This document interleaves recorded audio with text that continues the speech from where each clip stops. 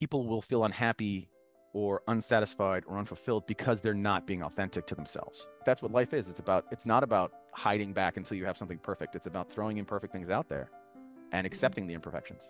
Well, people say that children are small adults. In reality, adults are corrupted children. We change so much of us for other people to not be shamed. Everyone just wants you to be you, authentically you. Yeah, but how do you do that?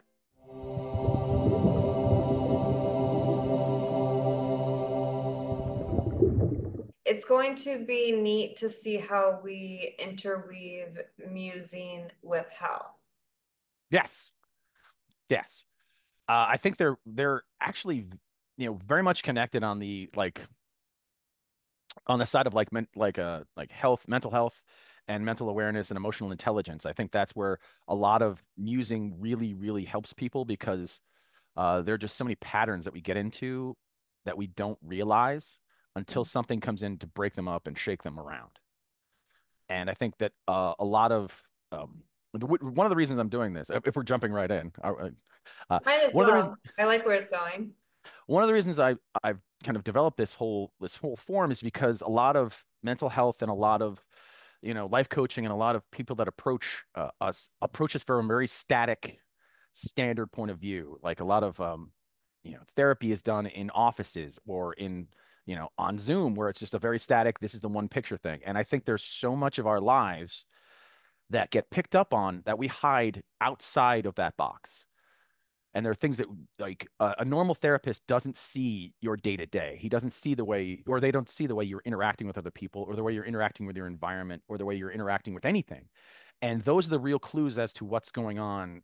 In musing, those are the things that we pick up on to discover what's really below the surface of someone's day to day, or their goals or dreams. Because I think we hide a lot in in a lot of ways, and so musing is well, at least truth musing, that's the one branch is find ways to break through and see you who you really are or who you're really representing, and then kind of show you the things that you're hiding away from yourself or the things that you're avoiding.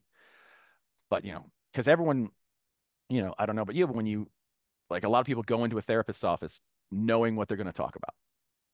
Like they know what they think is important, not necessarily what the therapist thinks is important. So the therapist has to dig around for things. Where a muse is you don't get to hide. You're showing us what you're showing the world. And if you're trained to look through it and look past what you're seeing, you can see so many details about someone's trauma or past or the way they carry themselves and one decision that they made when they were young has guided their entire philosophy, but you might not see that unless you see this and this and this part and you see it like kind of in an order. And so that's where um I've always discovered I have an ability to kind of read people and understand situations and understand narrative. My basis is out of I went to film school. I studied film. I also studied improvisation for 30 years. I Performance. want to pause for one moment because I hear you connecting therapist with coaching, with consulting, and then with musing. And Yeah, I've never tied musing or a muse with therapist or a coach. So that is so interesting and new to me. Could yeah, you explain how those professions are in the same wheelhouse? Like what exactly sure. goes on in a muse session? A muse session is usually one night.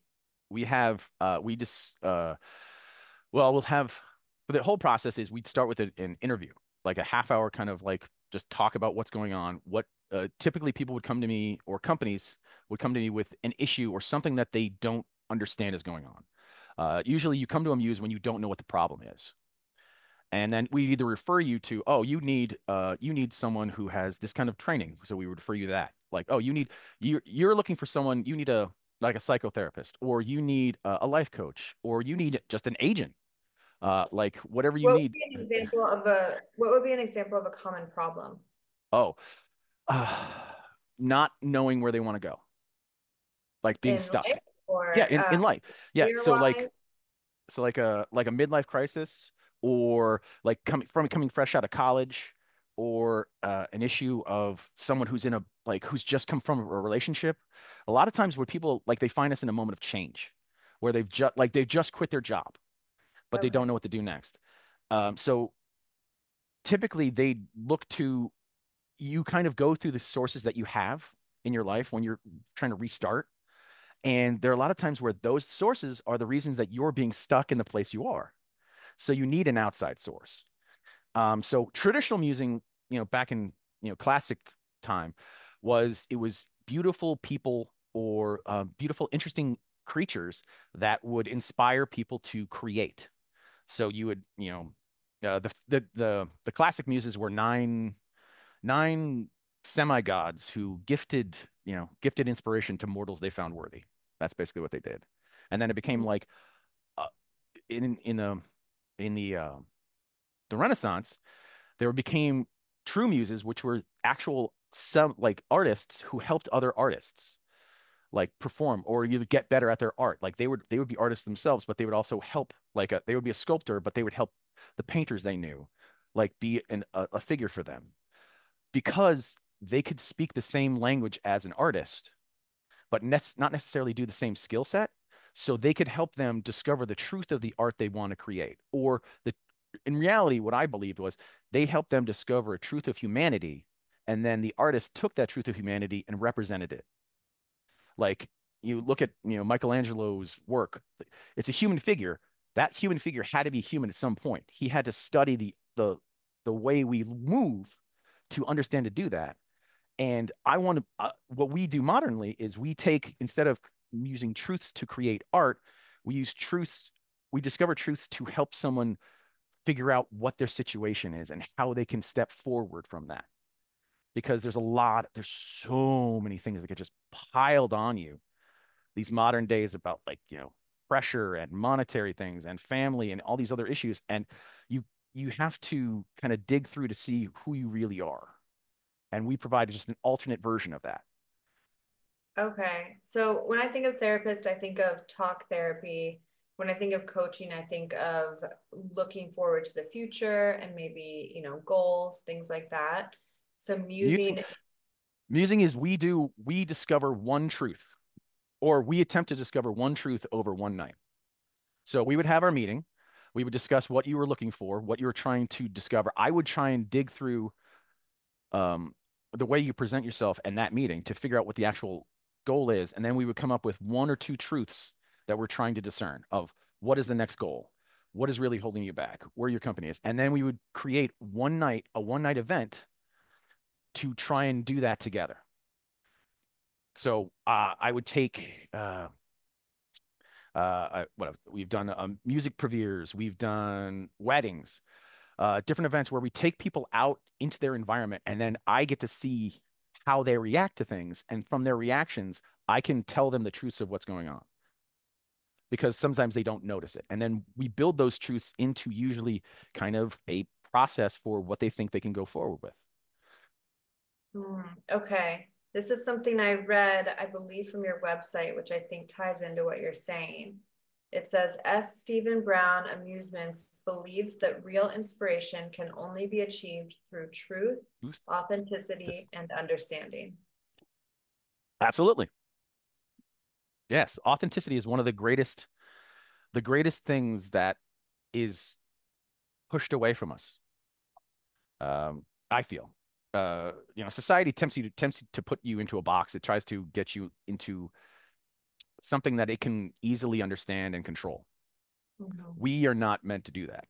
'Cause I have a philosophy that there's society needs and there are individual needs, and those are not the same.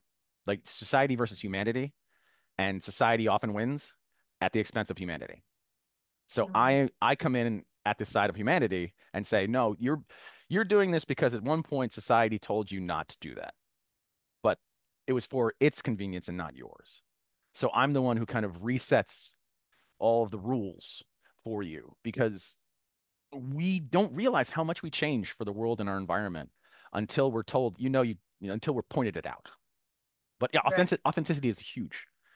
Like that's how a lot of times that's actually one of the issues we have is a lot of times people will feel unhappy or unsatisfied or unfulfilled because they're not being authentic to themselves. They're not Yes. they're not being who they're supposed to be or who they want to be, but they're filling a role that they feel is necessary for Mhm. someone or for some reason. And I try and point out the places where they can be themselves and give them the option of going there. And one of the other one of the biggest things I get is permissions. Adults require permissions to have fun and to be themselves sometimes. And that is the saddest thing is, yeah, well, as they people say that adults are grown up children. Well, people say that children are small adults. In reality, adults are corrupted children. They are children who have been forced into society. So now you have this role, you do this. We don't have any fun anymore. We don't have excitement. We don't have an energy. We don't have the joy of that children do. We And conform. right. People look at children and be like, oh, someday that joy will be gone. It's like, no, you should be looking at them like, how can we keep that joy throughout life? Mhm. But every societal system says, how can we destroy that joy and form it into something we can monetize? Mhm. Going back to authenticity for a moment, I was just having a conversation with someone the other day about this, where you you almost present yourself as the person that you think you're supposed to be around that person or those people. So you're not Yes. even yourself, you're who you think that you are. Yes. Yes. And that's one of the things I've developed in my book was mental cartography, which is mapping and different ways using different techniques to understand situations. And that is what I call a double mirror, is where you think you are presenting what you think they want you to be. So you are actually doing all of this work that is based upon a lie, that is based upon a supposition that you think this is what they want you to be. When in Right. reality, most people just want you to be yourself. Right. Everyone just wants you to be you, authentically you. Yeah, but how do you do that? Yes. That's what How? Please. that's what a muse does, is I figure out how you can be more authentically yourself and take away all the trappings and the moldings that have been placed upon you by your parents or your upbringing or your jobs. Uh, and that's it's just so exciting. It's so exciting when you see someone allowed to be themselves for the first time. It you I, you, I you know I know this is probably very bio individual, but could you give um, an example, maybe someone that you've worked with before that you could share about how that unfolding took place? uh sure. I had a friend uh flag football is going to be in the Olympics this year, next year. Oh, So wow. it's become a huge thing in LA because people are, suddenly there's this whole new sport that a lot of people can play and could be an Olympian. So I worked with a friend who wanted to be, she's joining she's a quarterback on a flag football team, and she was getting in her own way about the way she was processing information while she was in the game. And so I took her out and I just kind of I ran her through some drills. I did some different kind of things. And what I realized was she was trying to present the player that she thought she was supposed to be instead of the player that she was. And so she was trying to be something that she wasn't, and that was getting in her head. And so I did a lot of exercises where I got her to scream obscenities while she was throwing or while she was working, and that took away all her preconceived notions of what she was thought she was doing and just allowed her body to react and be herself in that moment. And suddenly she was hitting every pass. She was remembering the plays. She was working through her progressions. And because she had all the mechanisms that were put on her still playing. And in those moments in fast-paced moments like that, you can't be anyone else. You can't be pretending to be someone while you're in the pocket of a quarterback. You can't. You have to be yourself. You have to be reacting in a split second. And I think that a lot of people try and but she was trying to do that. She was trying to be what other people wanted her to be instead of being herself. And once I got her out of that, she found success. Now, how long does that normally take to show an effect? Show an effect almost immediate. To show a repeated effect, it takes a little time. but you will like you will see it's almost like you have to show them the magic trick and then let them take it off and learn it themselves. But you have so it's like keep checking in, like what are the what are the progressions? Where are you at? Like, and I always leave an open line to all of my clients of like if it's coming back, if something happens, like we're not just a leave you and run away kind of thing. So I have people like come back and like ask and discuss like what they're going through. But yeah, that first click, that first thing, once you, because what you're looking to do is open the floodgate. Mhm. When you have a closed mind, just opening it a little bit is a huge, it can allow a huge amount of things in. Because that's really the point is once you allow one fresh idea into your mind, that pathway should allow more ideas to come along. And that's what we're hoping to do is, not just change what you're thinking, but change how you're thinking especially about yourself.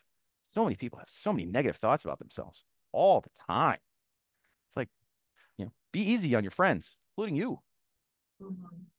Would you say then that musing is acting out from the person that you normally are? So, purposely having different behaviors and different actions than you are conditioned and programmed to have, just For so that myself, it, just anyone, just so that you can figure out who that authentic version of you is? well, musing, it's kind of diving for to, well, there's two elements to it. Like as a muse, like as a therapist, as a muse myself, I have to be able to change my perspectives and use all these tools in my toolkit to try and dig through someone else. So I'll use like mirrors, or I'll use the lens of time, or I'll use like different mental processes to understand what's going on. Because that's what really musing is. Musing at the heart is about understanding your situation to the highest degree you can and using different techniques to figure that out. Right. Uh, So if as someone I'm being mused, yes. Oh, go Mhm. ahead. So if I'm the one that's going to use musing in my everyday life, and like your friend, for example, doing flag football and how she was yelling, that was outside of her normal Yes. behavior. Yes. And so that kind of took her away from her regular identity that she had with Yes. that activity. So doing those things on a daily basis, is that kind of how you would incorporate musing? Is that how someone would incorporate musing into You their could do life? those in a it's well, that's the real difficult part is there is no one set way for every person. And that's what I try and escape from with traditional therapy or traditional coaching is they have a set of like, these are my 12 steps for figuring out how to do something. I guarantee you those 12 steps do not work for everyone. I guarantee you. So the problem, my that was my issue with modern therapy or my really this comes out of my business of education. American education is a giant umbrella that tries to catch everyone, and it doesn't. It misses a lot of people, and I was one of the people it missed. So with musing, it's about figuring out the tools that you naturally have, so that you can use easily. It's not about training yourself to use other people's tools. It's actually about training yourself to discover the tools you have. And so as I would tell you, like I would give you specific things that I think would help you just like and then you build your own tools off of that. And that's hard. It's far more difficult and it's far more like personal, but I feel like that's the bigger challenge and I feel like that's way more rewarding when you can help someone because the tools that you would use to help yourself are completely different than the tools I would use to help myself because they weren't natural to you. Um, but yeah, it's so musing is about like understanding what your reflection is, but also where it's coming from. So it's about digging into yourself to understand why you feel this way you're certain to do, why you're doing things, and what the purpose is that could be positive or negative to you. But that's once again really tricky stuff. Mm. But if it like that's what makes it worth it. It's so much more exciting to get someone to discover something they've never discovered before. And especially like I have clients in their 50s and 60s like that I talk to, and they're making discoveries about themselves at that age. And Yeah, I just have a thing that society feels like once we're done with you, we're done with you, and you don't have anything more to give. No, the whole second half of your life is about reevaluating the first half and taking the tools you have and then you finding something interesting and new. Mhm. Sorry, I got on my soapbox about that. I No, please. I like the soapbox. Yeah, it's what you're saying. It definitely resonates because I mean, now that I'm in my 30s, I think I thought in my 20s, that my 30s it was over. And now that I'm in right, my 30s, I don't even see an end. I see each decade being this new experience and this new discovery and this new right. version of myself. Yes, and I have a clients every one of the things we do is we could do one every decade. Just Yeah. what's your next decade going to look like? What's the next 5 years? What's the next 3 years? Because a lot of people we're taught, okay, you go to school, you get an education, you find a partner, you get coupled, you create children or don't, then you die. That's it. Mhm. That's all the instruction we're given as human beings. So we have this huge amount of people in their like 20s, 30s.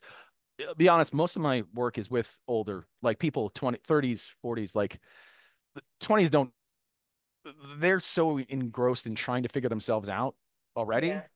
But it's the people who think they've figured themselves out who are like those are the people who really need the ability to reevaluate what they want and where they want to go because they have a whole second half of their life to attack, but they don't have a plan because they don't know what they want or what they who they are. And Mhm. that's just, no fun. So much more fun, interesting stuff out there. Right. I was definitely there. So what about for the people who they not only do they not know what they want, but they don't really want anything. Like they don't want to have an identity and be put in any box. Right. Right. That's a sense society overload. Is what I call that is because you get berated all the time with be like this, be prettier, be smarter. Like you get all these, all this marketing material comes at you that tells you how you're supposed to be, and people just can't like you're not supposed to be getting all this information all the time. You're supposed to have times where your brain is calm and your body is relaxed and you're allowed to just be yourself. But society right now is like the second you get up, you're checking your phone. You're checking the news before you go to bed. And that's not allowing you to really check in with yourself and and kind of register it. So you're getting all this information of who you should be just repeatedly over and over and over and over again and never checking in with yourself. And then you're stuck at, I'm 46. I've made this big discovery when I was 44. I've been doing this for 2 years. Like this change kind of revolutionized my entire life because I realized that I am something different. I am not something that, I'm of a different breed. And there are other people like me who need help figuring out what different breed they are. And God, it's rewarding. You had ADD at a young age and you went on to publish two books in behavioral therapy. Yeah. Can you share more about that journey? Oh, sure. Well, it's behavior theory. So they're not, this is like the first one was, but anyway, uh, Behavior theory. yes, yes, because not therapy theory because they're It's a they're big difference. theoretical. Some of these are a lot like a lot of my work is kind of theoretical and unproven because life is theoretical and unproven. Um, I had ADD very young. I was diagnosed at like age 5, I think. Um, the education system was incredibly rough for me because I didn't my brain moved faster than my hands, so my handwriting was terrible. I was given testing. My math skills were because I had numerical dyslexia. So my math skills were terrible, but my analytical skills were, astronomical. And so I was this combination of odds kid that was smart in one ways and dumb in others. And I was in and out of resource rooms my entire life. And I was told I was special. Uh, but when you're told you're special, there's two ways you can say that: you're special or you're special. And I heard both all the time. Um, and so I went through. I studied film. I tried to be a screenwriter for a long time, where I understood the art of storytelling, and that storytelling is actually really about humanity, and And from there, there is no work-life balance in the entertainment industry at all. So I jumped to corporate and I tried to, find my way in there. And I once again found that it was very much about not you. It's about like creating the edifice of whatever the company is. And authenticity is not, you know, individual authenticity is not a thing in corporations. Uh, Companies have identities and like the company itself can have authenticity. And that's what we work with companies to do, is discover what their authentic moment is. But like that's a collective. So the individual worked toward the collective, and that wasn't me either. And so I I did an evaluation on myself. I went off away from the corporate job, and then I reevaluated everything. I basically mused myself, and I went through all of my what I want, what I have, what I think I can offer to the world. And I kind of did a process that I do for other people now where I just reevaluated all of my skills and who I was and what I wanted. And this is what came out was Now, I, how did you do that? How did you journal? Did you make a list oh with yeah. all internal in your, okay, so you wrote it down. Well, I have my first, my books, my books have been written from copious notes that I constantly keep. I have a files. I call them the BFI files, the big epping ideas. And so I constantly writing down any ideas or any thoughts or observations. And I went back through those and I just noticed a pattern of me realizing my behaviors and realizing how they apply to other places and catching myself seeing story points and understanding like different things. And I realized that I was putting together the puzzle of who I was in these notes. And then I Mhm. realized I can do that with other people. I can give other people the tools to do this for themselves, which is even more important. And that's what my second book is, the Barstool Theories 2, TOO. My first mental cartography handbook abridged is all about that whole book is how I wrote the first book. I actually listed the techniques in the second book. So it's all techniques of understanding who you are, evaluating your process. Like, yeah, all the tools I was talking about are all in that book. And it's a digital book that's only like 44 pages because a part of my challenge is I had to race to get it out because if I hold on to things, I'll over obsess and I won't get them out. And I feel like they're just important messages that need to get out there. And so I wanted to throw that out there as fast as possible and take my lumps for what's wrong or what's incomplete because I think that's what life is. It's not about hiding back until you have something perfect. It's about throwing imperfect things out there and accepting the imperfections. Okay, so you are figuring out all these techniques. You are wanting to leave the entertainment world and Hmm. you're deciding on who you are and what you want to do, who you want to be. Yes. And then, And then I had several conversations with a few friends of mine, and one of them said, "You sound like you sound like a Muse-for-Hire," and that kind of clicked it in, and it was because and I did some work analysis on what muses work and how they operate, and that it just kind of made sense that I'm not a traditional life coach. I'm not a traditional job coach. I'm not like because I don't have. It's just I don't know. It's just not my skill set to kind of work from a framework, which is what they all do. I need to work freeform and kind of be able to adapt and understand because that's how I naturally work is I want to solve a problem. I solve problems that people don't realize are problems. That was where my one was because I never like to play games that have rules. Um, but I took that analysis system and I just started breaking it down and I've like slowly through that process started working with my friends and then picked up some clients and then I'm like now just kind of expanding on it and just trying to figure out how I can help uh get the word out because that's the other issue is like musing just like you said it's music don't people don't understand what that means so it's about making awareness and then getting people on board. That's my hard part is I don't know much about marketing yet but I'm working on everything you need to know is in YouTube University. it. Yes, yes. Well, Stephen, in one of your publications, you address the following questions. I love these questions, by the way.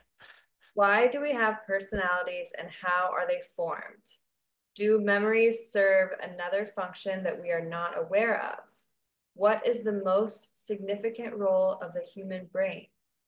How and why did humans evolve to be the dominant species on this planet? Is there one driving force behind all human behavior? Yes. I would love to go over all these. We don't have time, but The biggest but- that was that's my for my first book, and those are all theories that I've created. Mhm. Um, Once again, not proven, because for my own reasons, but the biggest drive of that book is about feels. Feels are a combination of emotions and tactile understanding. So touch, taste, sight, sight, all of your feels, all of your senses together with your emotions to me create what we call feels. And I believe that feels drive all of humanity. Everything we do is about, you know, understanding, protecting, or driving our feels. I have, I basically that book was two people sitting in a bar discussing all these ideas. It's very Socratic method kind of thing. But this was an idea I came up with. Like if you look at famous people or rich people, they buy nice houses that are safe. They surround themselves with art that they like. They drive vehicles that make them feel a certain way. They basically all of their money goes to protecting their feels. And if that's what the humans who can do whatever they want, that's what they do. So from that supposition, it believes that we're all driven by our feels. We're all driven by in some way to either protect them, to go against them, to attack them. But I feel like we're not, we're not allowed to express like emotions have always been kind of, taboo.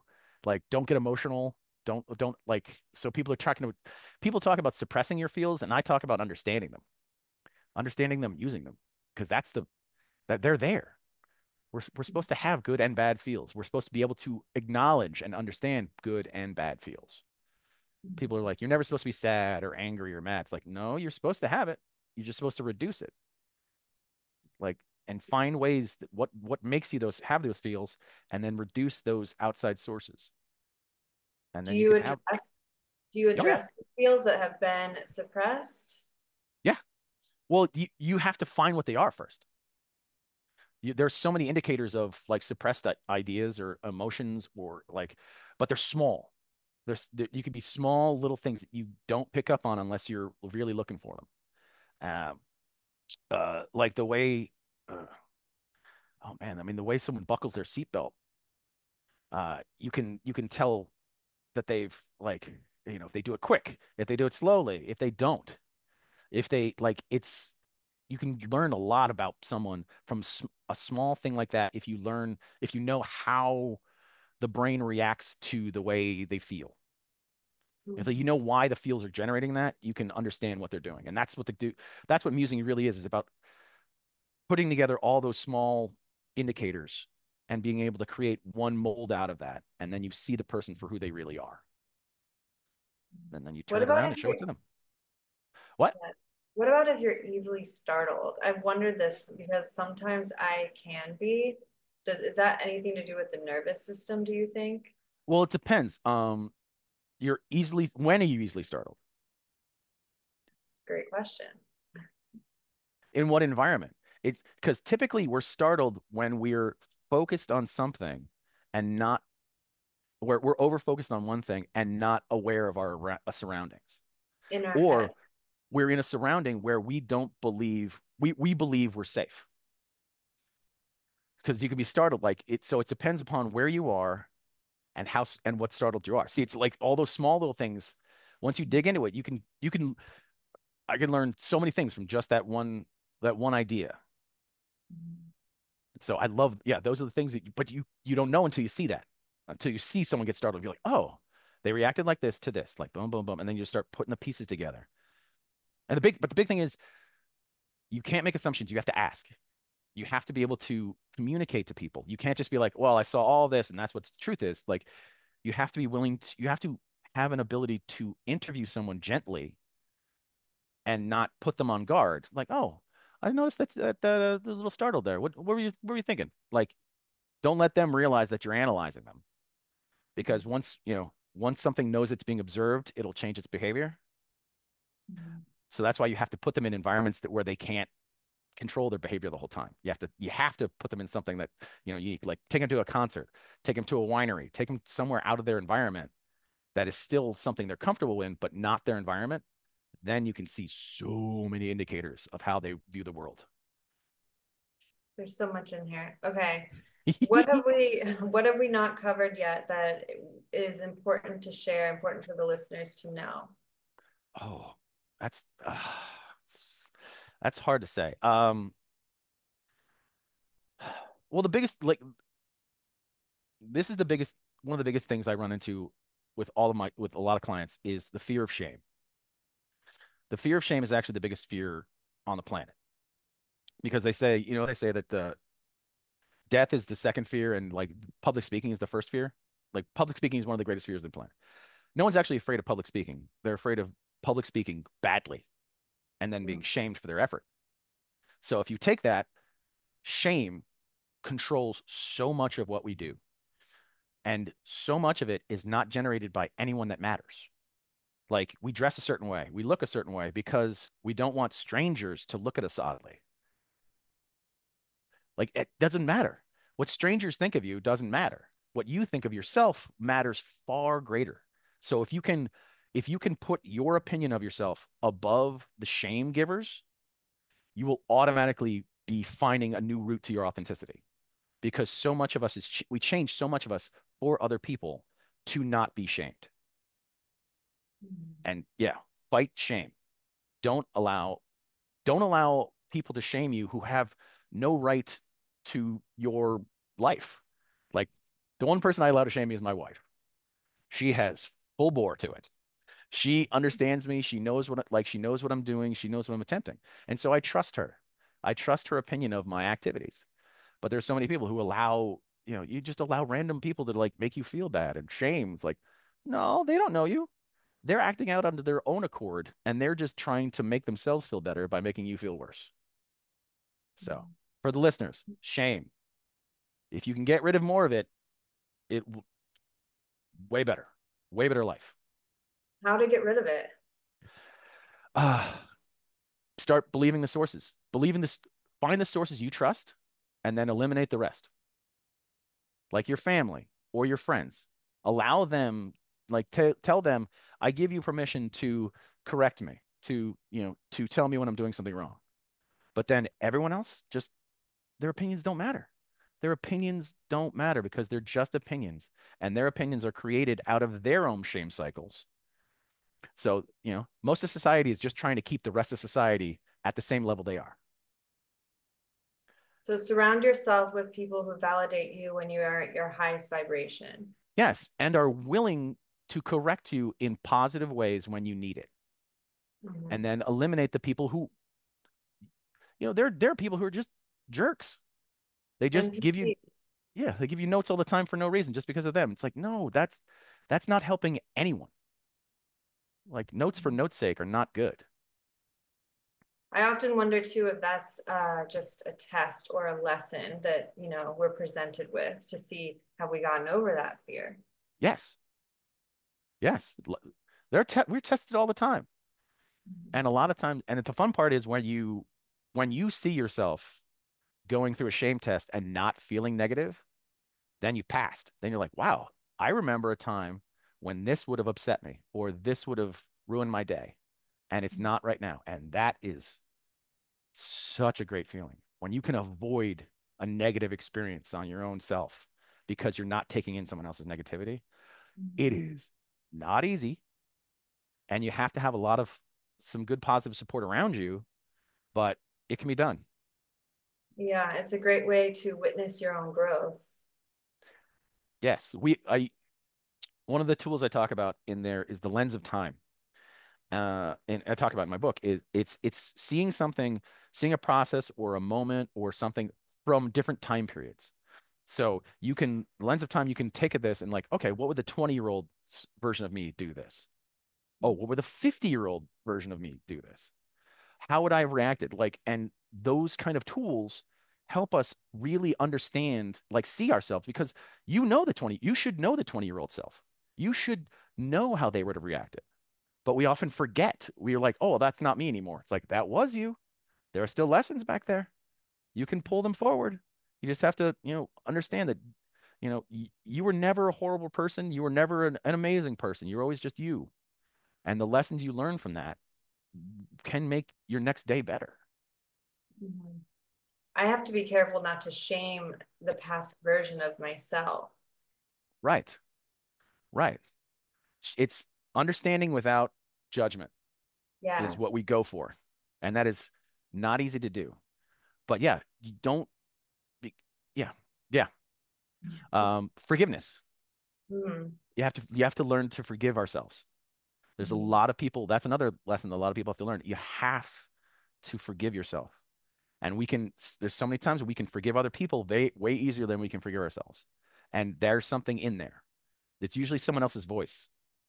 I find that's usually like a, a paternal Teacher or figure, or parent. like a some wise figure, some figure in your life that you respected shamed you because of something similar to this, and you've held on to that shame trigger forever. It's like, what? Yeah, well, once my teacher called me this, and I've never forgotten. It's like, you got to let it go. Let that go. Mhm. Let that be in the past. Yes. I have two final questions for you, Stephen. The Absolutely. the first one is, what is your number one health tip? So that can be diet, mindset, physical, emotional. The one piece of advice you would like everyone to know. Oh, I already blew the shame one too.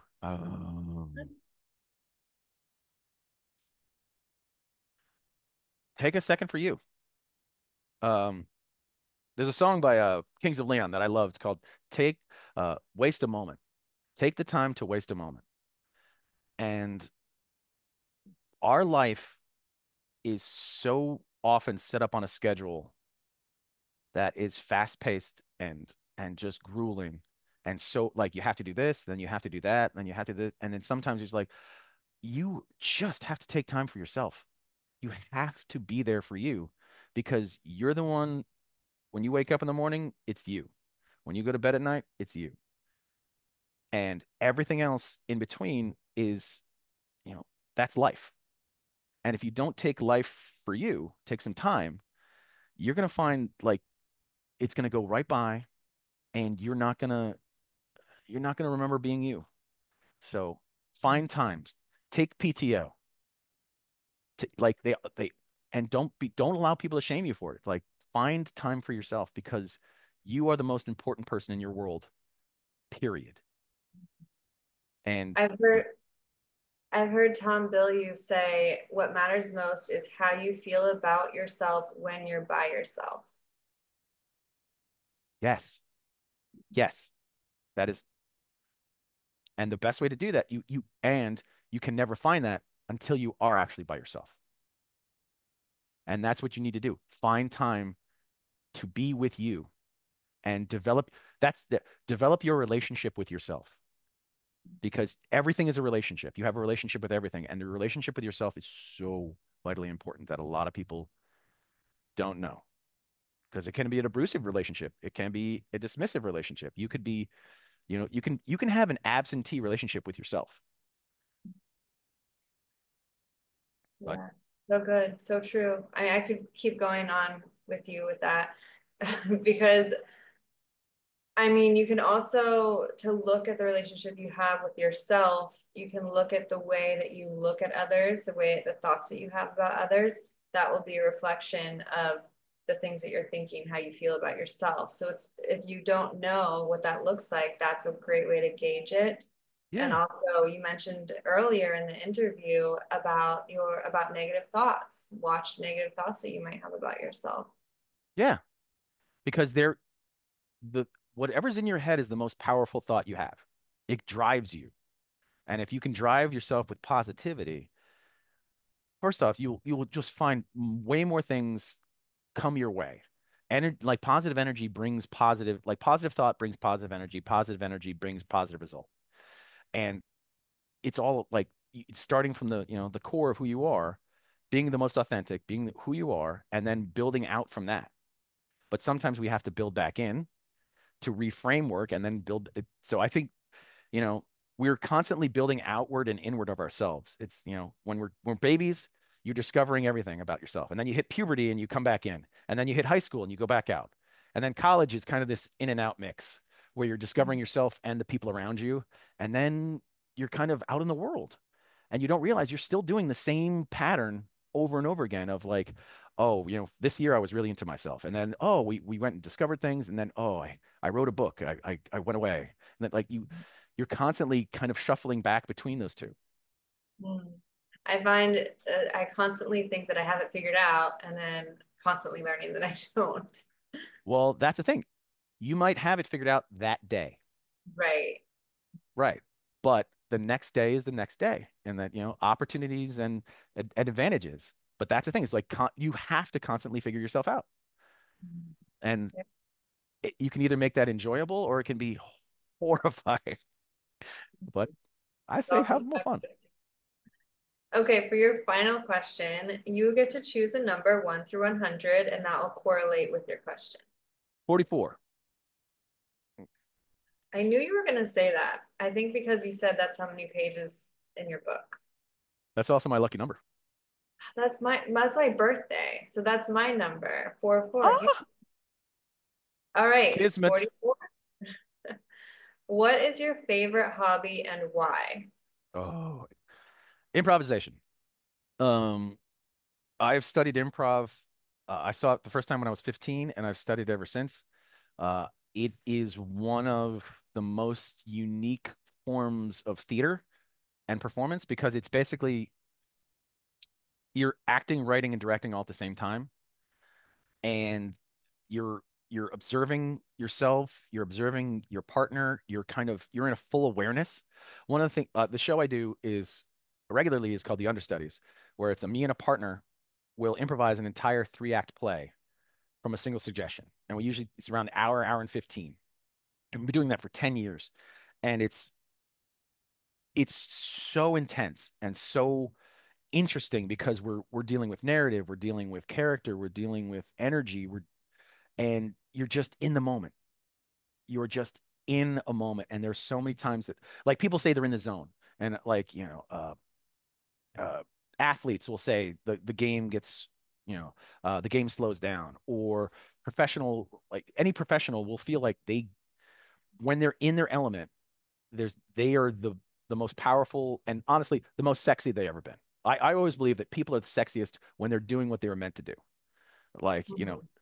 you see an athlete just crushing, you see a performer on stage just, giving it their all. You see a businessman like just closing a deal.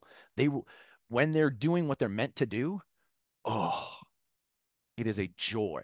And so I found what I meant to do then, and I feel like musing is what I'm meant to do now. Improv is so much fun. I went to my first improv class a couple months ago and it was Oh, so great. I want to go back, but I want to get someone to go with me so I can share it with someone because it was that much. yes. It is a wonderful way it teaches you positivity. It teaches you understanding, hyper listening, like working in a group. Like I have friends the friends I have right now for my entire life, I've met through improv because it's just a way to connect with other people that is, I have not found any other version of it yet. Mhm. Yes, go back. I encourage you to try it. And I encourage everyone else to try an improv class as well. At Yeah. least one. Yes, I concur. Okay, Stephen, where can people go to learn more to check out your books, maybe your website? Oh yeah.